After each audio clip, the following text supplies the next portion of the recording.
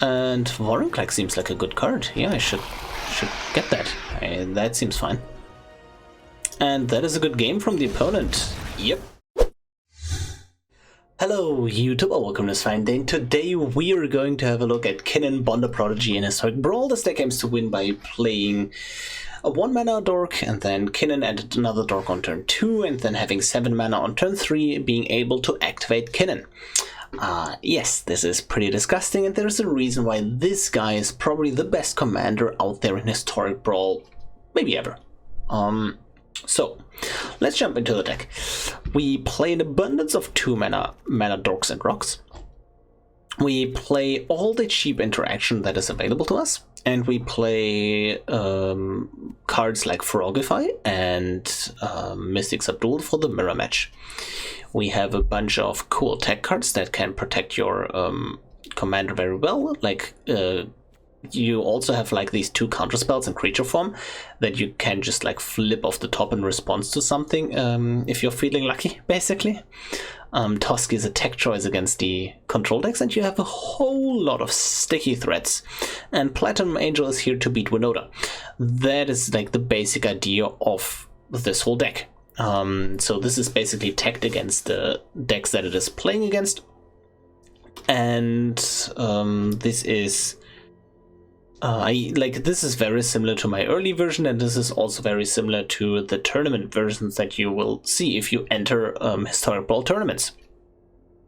So overall, there are not too many flex slots in this deck. Every like the 95 plus cards are usually set in stone, because you play all the 1-mana interaction, you play all the 1-mana dorks, you play most of the 2-mana dorks, you play a certain amount of fetties, so yeah, there's again not too much left here, not too much wiggle room, but I feel like I see way too many Kinnan players play 3-drop rocks and whatever, and I think that's just a straight mistake in this deck. I'm going to say it's a straight mistake. Like, the Turbo Kinnan version is far superior to like the control go into the late game version. Like, you just kill them. That is a basic strategy. Anyways, hope you will enjoy this video. Yeah, don't forget to like and subscribe if you like my content, and let's go. We are ready to play against Magda, and let's see. Kinnan mulligans very, very aggressively, so consider this. This is like a 5-card hand already, because like I don't really care about the heroic intervention currently, and Dream Eater is just a dead card in the early game. I can't just like activate Kinnan and everything if everything goes well, so you can mulligan very, very aggressively. This hand, however, is like a consideration, because Mystic Subdual just straight up counters their commander. And then I can like, so they go first, I play land, they play their commander, and then I just go with, okay, I can also play turn to Guardian Idol and then just subdual their commander, basically. Plenty of options here. But again, mulligan aggressively usually works out in this kind of deck. So same deal with the Frogify now, but overall worse hand. And this is probably just the same hand again, but better. So let's do this. And again, I like keeping this against a deck where the commander is cheap and they extremely heavily rely on having that commander, basically.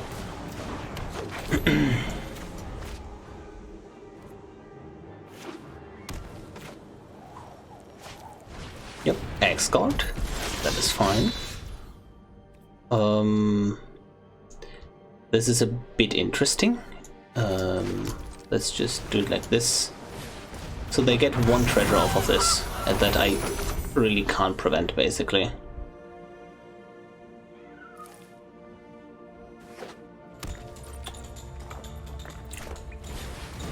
Yep. Because I can't prevent them from tapping the X-Guard here and getting a treasure. But I can just subdual their commander right now. So they get 1 treasure, but it is fine. So now they can like bolt their own commander, but that just sets them so far back in tempo, right? Now I can play Kinnan with Pact of Negation and Blossoming Defense backup, while I can produce one more food token. So that's pretty good. I feel like they're going to... Okay, they just cycle something. That's fine. And this is the reason why Kinnan is so good. He is extremely threatening. Like, latest turn is like turn 4, you're gonna activate him, while you still have a lot of meaningful interaction. That is the strength of Kinnan. Let us fight. Okay, discard a card, draw a card.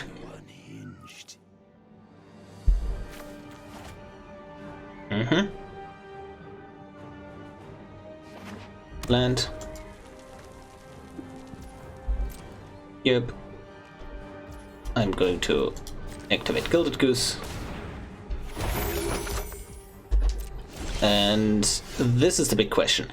Do we activate Kinnan in end step, or do we wait until their turn? And this hugely depends what we want from the current situation. So activating Kinnan now gives us access to effects like Tishana to draw cards immediately. We get Jinga Taxes, we get bonus off of Craterhoof and whatnot, but Craterhoof is not very strong here because I only have like Kinnan that's untapped after all of that. If we wait, we can get counter spells off the top. We can, like, they commit more to the board, but maybe I want to have a Meteor Golem now anyway, so like not a Meteor Golem, but just something that destroys effects. I feel like I want to activate Kinnan now, in case I can get to destroy the Sarkhan.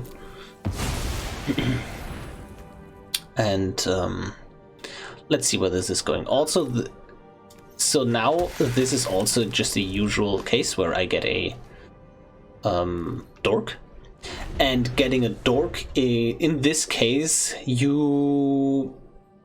Basically, if you want to play around board wipes, you wait with the Kinnan, because you can always just fail to find and not pull a creature from the deck.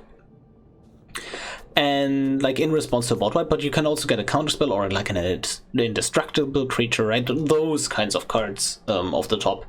So, but I don't think they have a board wipe here. And red board wipes are so rare that I don't think, even if they have one, they have, like, it's basically impossible for them to have two, and they're playing Magda anyways, and I have the Pact of Negation up. I don't care, this is already the second spell, so I'm absolutely fine with this. So there is a lot of consideration in what do you want to tap, because like the 8-mana Vorinclex gives your lands the ability to tap for additional mana. So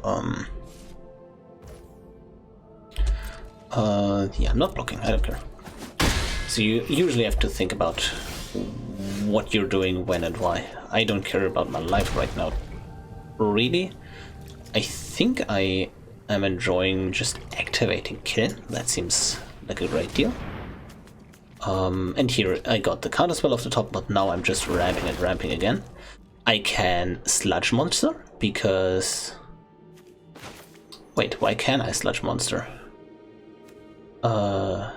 Wait. 1. Wait. 1, 2, 3, 4. Am I unable to think right now? Probably. Anyways, I'm not attacking them so they can't get the Magda back. Where's my other enchantment? I'm confused. I don't need because this is you control, right? Oh, there it is! Guys, I figured it out on their side of the field, the Mystics of Duel. So yeah, I could have played the Sludge Monster here. So they target the Kinnan, that is absolutely fine. And then I Blossom and defends it. Yep, giving it hexproof. I can still activate the Gilded Goose for one more food. And I have the Pact of Negation ready to go. Sure, can't be countered, but like, I don't mind that too much. I can just Sludge Monster that. Yep. So they swing in for 10. I kind of want to have a Cowl off the top.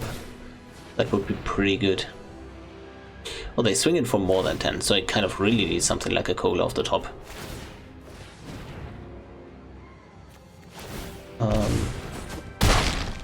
So I go to 7. I still have food tokens lying around, so that's pretty good. Let's do it like this. I do like the Jespera Sentinel, kinda. We go with a sludge monster here. And put a counter on the Inferno. And do we now want to... Like, I can now block this opportunistic dragon, right? I feel like I can just like try to attack Sarkhan next turn. But maybe it was correct for them to get the Magna back. I'm not sure though, I don't think. So Remnant Ruins puts us at effectively 5 life. With Opportunistic Dragon we go to 4 life. We haven't been able to hit any big cards off the top. We have to Pact that, I believe. Otherwise... Maybe it was correct to not pack that though, because we, like, this is colorless. This is a land. Lands that don't have a color, and we're going to jump the Opportunistic Dragon this turn. And we could just, like, attack Sludge Monster. Scorching Dragonfire, sure. We can jump this Opportunistic Dragon for quite a while though. And, like, Kinnan dying is not actually that threatening, right?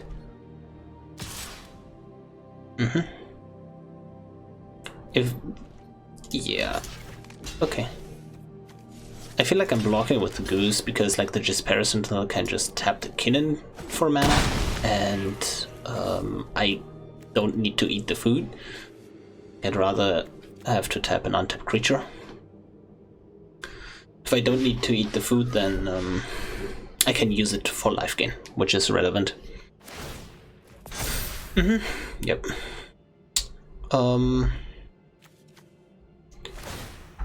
I know what. So Sarkhan ultimates next turn, but they don't have haste.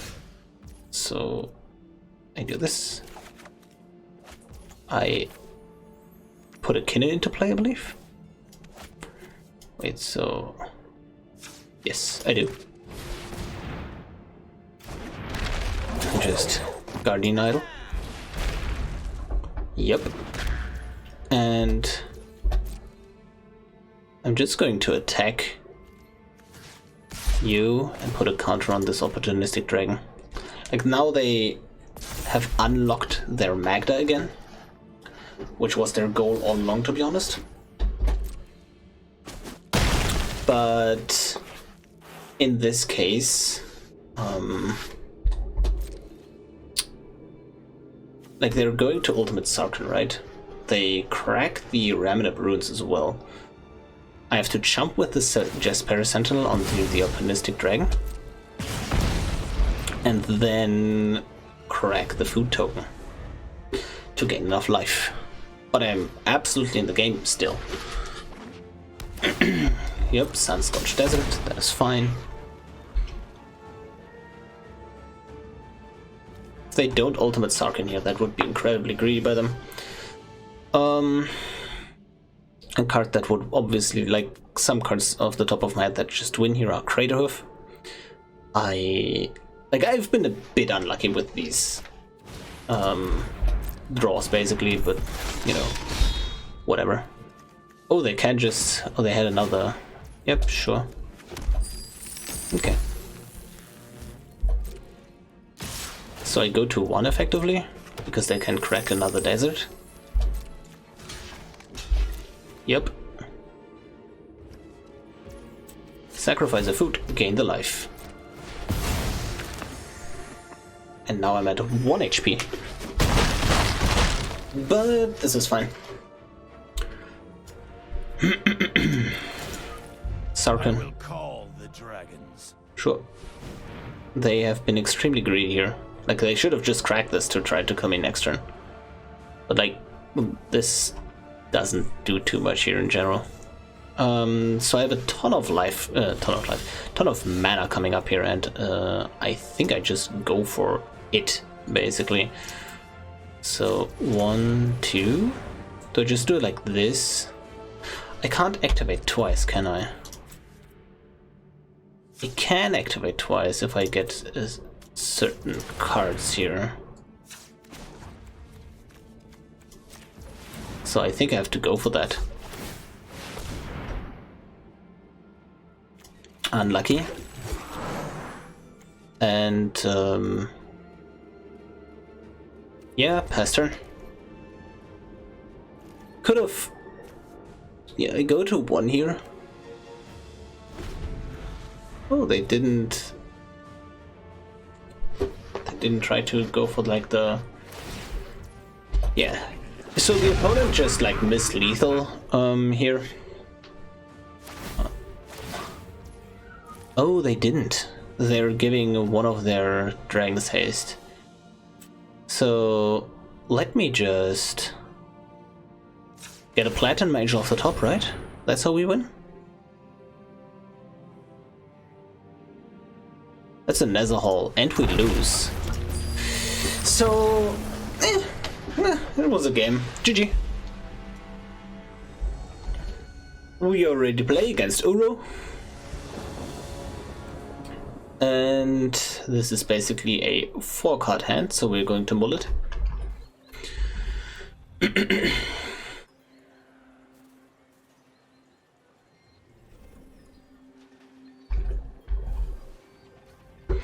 So Ulamog obviously doesn't get the cast trigger if you pull it up from the top of Kinnan, but it's still just like a huge indestructible threat, right? Thorn Mammoth is the card to pull if you're in the mirror match. It is absolutely disgusting. Like Caretaker doesn't do too much against Nero though. No blue, otherwise this would have been decent. So let's mulligan. Mulligan and mulligan, right? Haha. Yep, do it again. Let's keep the 4. 1, 2, 3. And I think that is fine. Yep.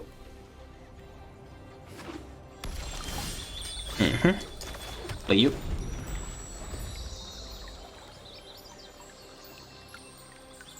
And you never just start on the Kinnan naked, by the way. Like, you never just go like, oh, let's play the Kinnan. If you play Kinnan, you want to at least have one dork on the field to immediately get his effect. That is your goal here. Okay, settle the wilds. Because now I just do this. Now this, and I could. Yeah, I feel like there is no board wipe coming, so I'm just like, it was the decision between holding up miscast or yep, and I feel like I made the right choice. So now I can just activate Kinnan whenever I want to, but I'm just going to hold up Frilled Mystic and Mystic Subdual here, and then just Kinnan in their end step.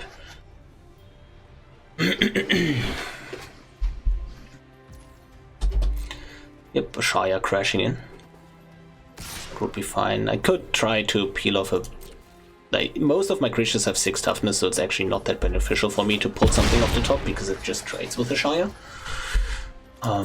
So let's do this. Disallow, that's fine.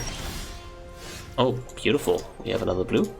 And I could reduce their mana by a bunch because, like, this loses all abilities.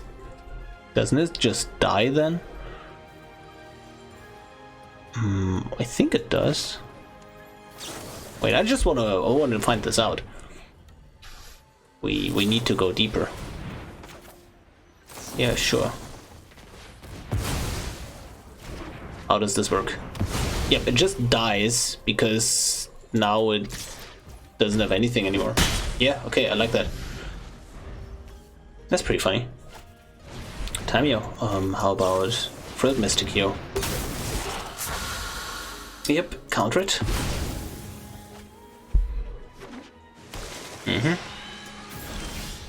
And I kind of want to Kinnan in response to something. Yep. So let's see. Oh, I didn't attack with... Missed 3 damage. Sure, I'm going to counter the escape of Uru. Or like, at least try to, right? And it's not that big of a chance anyways. Okay, Kinnan. And Vorinclex seems like a good card. Yeah, I should get that. That seems fine. And that is a good game from the opponent. Yep. GG. That's how you Kinnan. We are ready to play against Yawgmoth Thran Physician.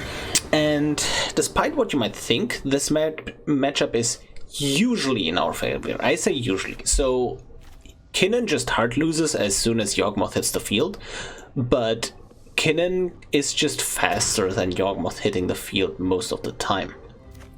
That being said, they go first. Is this a hand that I can keep? I don't have any 1-drop mana dorks, but I have a Frilled Mystic to counter the Yawgmoth, and I have Ramp, so I can actually just counter the Yawgmoth on curve. I can do that with, like, I don't have too many creature counter spells, that's the thing.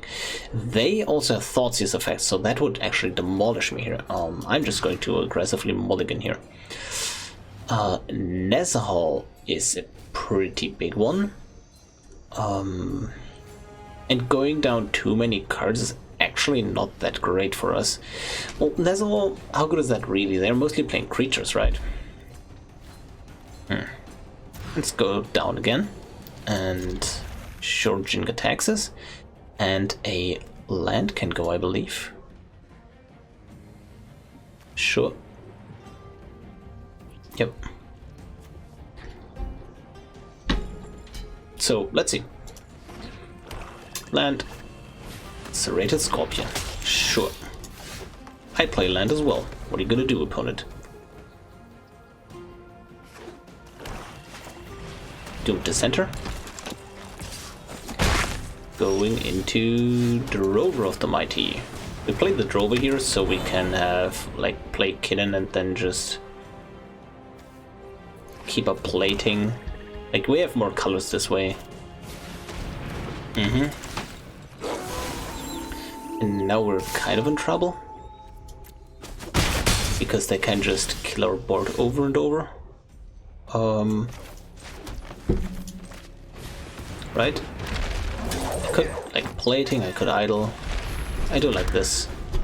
I think a play that would have also just been good is just like, instead of like, okay, Doomblight, and they don't have the additional land drop here. Cat, please Huh? What are you doing? She's messing with the cables at the back of my monitor. Okay, I feel like this is a great card here. So I'm just passing the turn and then just Dream Eatering the Yawgmoth. What does this accomplish exactly? Could also go with Kinnan into holding up 4 mana.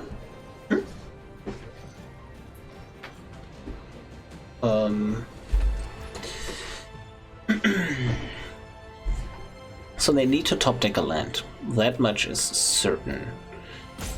If I Dream Eater their Yawgmoth, they still kill my Drover of the Mighty and the Dream Eater.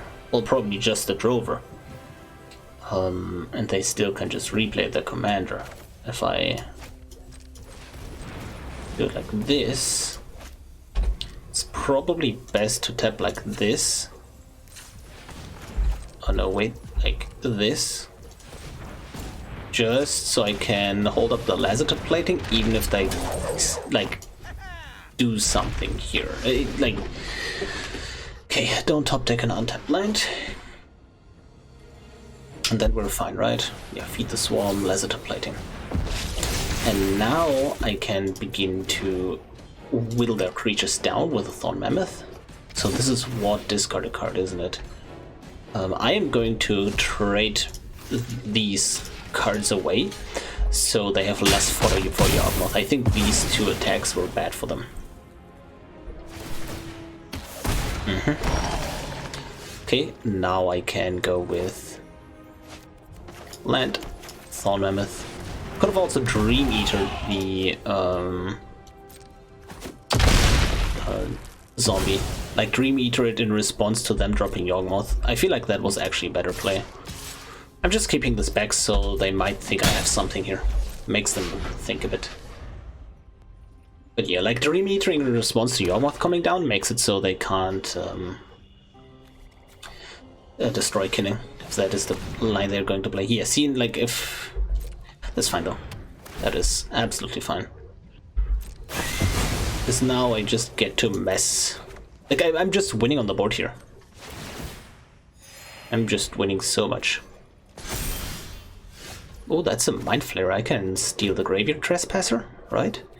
But I feel like I am just going to flash in the Dream Eater, fight with the Mammoth, and yeah, I feel like that is just way better. Yep.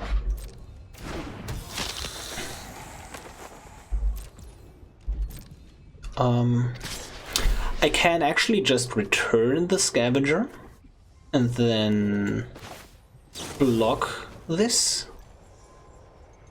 which I do like, because then I can so I can fight this. And then discard the Mind Flare and then return Scavenger. Yeah, that's probably good as well. Yep. So discard you. I was thinking about like maybe just oh, this is amazing. I was thinking about maybe just stealing the Nighthawk Scavenger later, but like with a counter spell on top. Like, and they won't be able to probably just pay for the dispute. So I'm just attacking straight away. I should have attacked with Guardian Idol probably, because then they would have been way lower. Yeah, I'm just going to dispute this. No reason not to. Now they go land Scavenger, which is kind of fine as well. Well, they're Bloodcaster, sure. Yeah, and they just give it up because yeah, if I had played the attack with the idol, they would have been at 10, then play Kinnan, make this fight, and then they would have been at exact lethal. GG. We are ready to play against Brawl, Chief of Compliance, and we go first, so we just go for speed here. Frogify is a good card, but you know, it's not speed. Ooh. Kind of like this. Don't need Lazard Plating in this matchup, and we go for the 1-drop Mana Dork here. And we do not hit the 1-drop Mana Dork. So I think I just like consistent land drops. Yep. Mystical Dispute is a great card to have in this matchup. Grafdigger's Cage. That is a really good card for them to have in this matchup specifically. And if they just take the time off and play Brawl here, that is perfect for us. I think we need more... Do we need more blue? No, we don't. This. And this. And we can just drop a Platinum Angel and try to win off of that, right? Like we can't... Like we can activate Kinnan, but then everything gets exiled that we pull out. Yep. So... Just pull ahead in mana.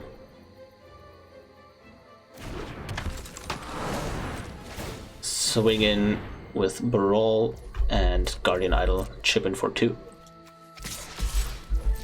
I want to be able to play around the like mystical dispute effects of the world, basically like soft counters, if I can avoid it. Ominous Seas, that is a win con for them. Now we try to drop the Platinum Angel on them with Veil of Summer and Mystical Dispute backup. No way they can get around that. Yep, and they couldn't. So the question is Dispute or Veil? They do like Veil, just cantripping here. Resolve. Perfect. Although maybe I should have disputed just because now they are able to pay for their cards, like for these effects. I'm probably going to dispute a big draw spell here. Getting to resolve something like a Nezahal would be the hugest thing here. Like I just need to draw basically. Commit, I'm going to dispute that. If I ever cast the backside, they're in big trouble. Because they don't want to refill my hand here at all.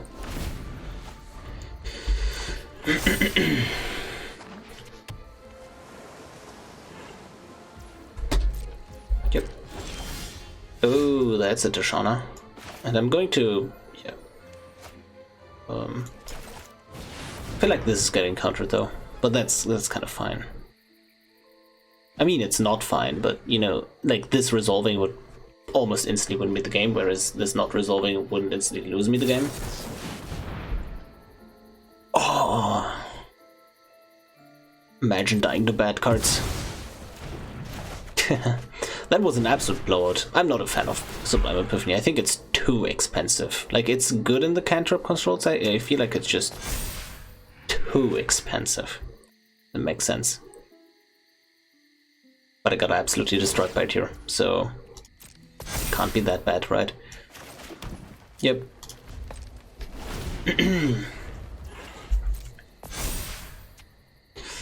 I dare you. Use this commit, opponent. Ooh. This is a card I like more than a Platinum Angel or less? They know about the Platinum Angel, that's what counts here.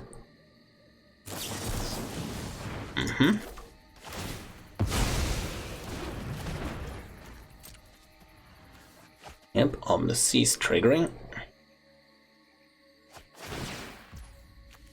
So I wasn't sure. I had the option of disputing the seas, I think. No attacks. Also, I missed 4 damage the previous turns. I could have like always tapped this instead of a rock and then activate the rock to swing in, but now it's too late. Just Vorinclex here.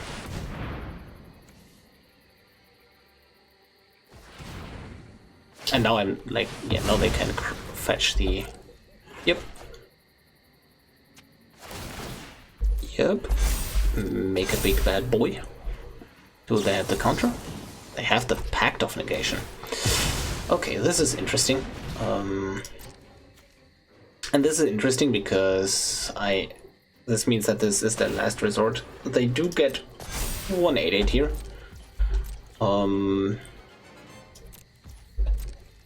The Gravedigger's Cage is the obviously great tech card here. I also not the opponents, it's symmetrical, so I can't steal it with in Bolas Clutches. Currently thinking I probably want to steal the Ominous Seas or the Kraken. Probably just directly the Kraken, right? It takes a while for them to make another one here. Ooh, and I have Counterspell backup. Yep. 1, 2, 3, 4, yeah. This and this. So let's deal this.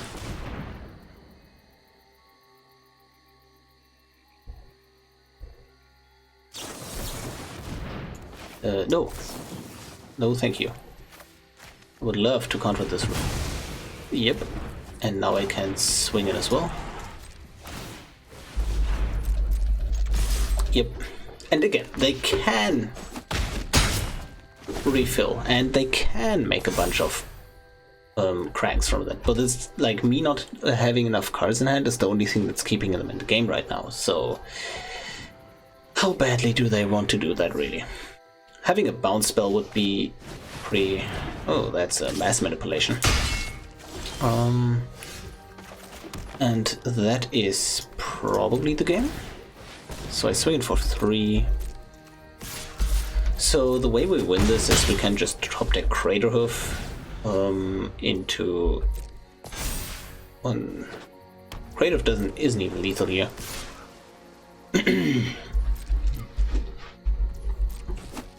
I like how this just got stolen back and forth. Yep. Pass turn.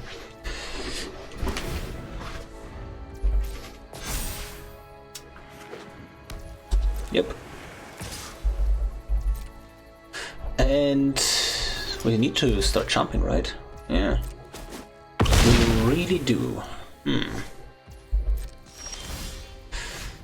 I mean, theoretically in the game, but not practically. Yep, on the seas. So we lost the game to the seas. Okay, yeah, we to the seas, less hunger, that is. Yeah, but yeah, that was a beautiful game. GG. We are done with the games. I hope you enjoyed them as much as I did, and yeah, Kinnan Bond Prodigy is, I think, still the best historic Brawl deck around. So the games didn't really did the deck justice, and I think this deck can just do so much more disgusting things than what you saw in the gameplay. And also, this deck kind of it is kind of pressuring people into also playing certain cards just to beat this matchup, like the Brawl player. Brawl is naturally an okay commander against Kinnan, but people just play tech cards specifically to beat Kinnan, like Gravedigger's Cage. If you want to play this deck on a budget, however, what can you cut? What do you need? To be honest, it looks like you need a lot of top end, and this is true to some extent, but I'd argue that a lot of these top end cards you don't necessarily need. I think Platinum Angel is one of the weaker ones, and if you do not expect to see the Winota matchup a lot of the times, then this is a bad card in the deck, because this is really to prey on Winota. Or like other creature-based decks that have a hard time interacting with it, with the Platinum Angel and like one or two hexproof cards. What I think are the most important crafts is basically everything here from 2 mana, like in the 0 to 2 mana section, and the lands to get this out consistently. And if you don't have Sludge Monster and Mind Flayer, like, you don't care, right? You can just play more big stuff. You can play different big stuff than Olamog. Obviously, there are some cards that are really good. I think like the best ones are like probably Kogla, because you can return Kinnan, make him indestructible. It's really annoying. Tishana draws you a ton of cards. Coma is amazing. But then, like, Thorn Mammoth is also insane, but then, like, 3 meter is kind of cuttable, right? Like, I think Platinum Angel, if you don't have the wildcard, don't sweat it. Like, Gnawbone, you can cut that. Yeah, it's really the top end that you can cut and just play whatever big card you have. And you just want this early consistency. This is where Kinnan excels us, just the super hard consistency to mulligan super aggressively for these blazingly fast hands. Yeah, this pretty much sums up the deck. Hope you enjoyed today's video, and I will see you tomorrow.